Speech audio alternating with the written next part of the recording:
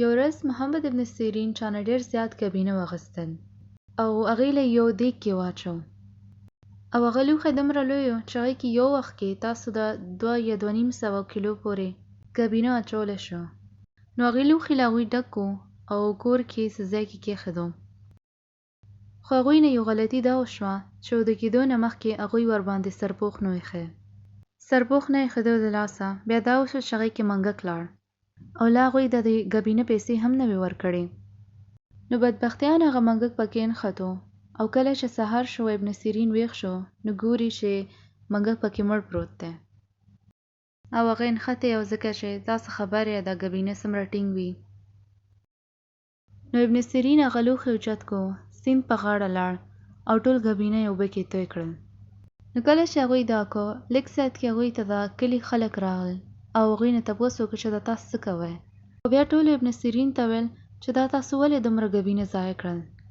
تاسو به هغه منګک به بهر ویستی او ګبینه به چا باندې خرڅ کړي وو.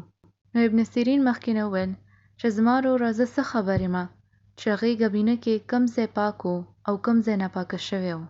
نو زه داسې نشم کولی چې زه دا خرڅ کړم او نورو ته زیان ورسوم او زما ته دا نه دی خوښ چې قیامت پر ورځ زه الله مخکې بېعزته شم.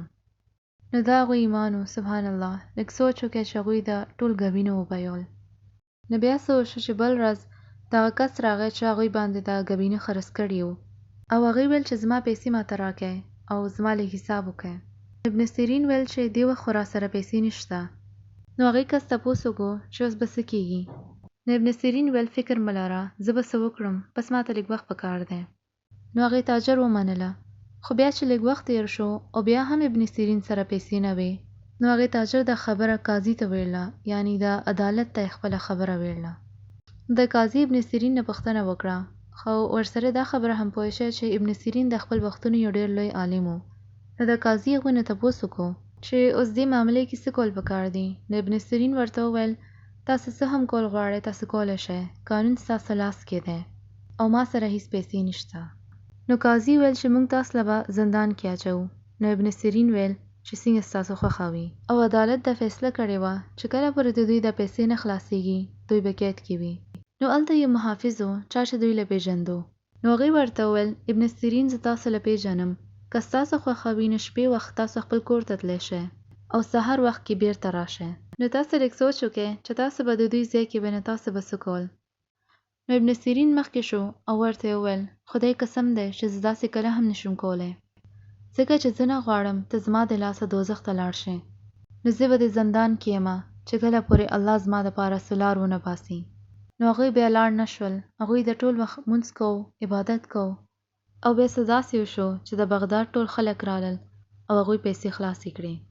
نو کله چې دا خبره خلاصه شوه نو هغوی د ابن سیرین له زندان نه بهر ووښکو او هغوی ته معلوم و چې هغوی د الله سره څنګه تعلق و او هغوی په دې ایمان لرو چې الله به هغوی لپاره څه لار وباسي.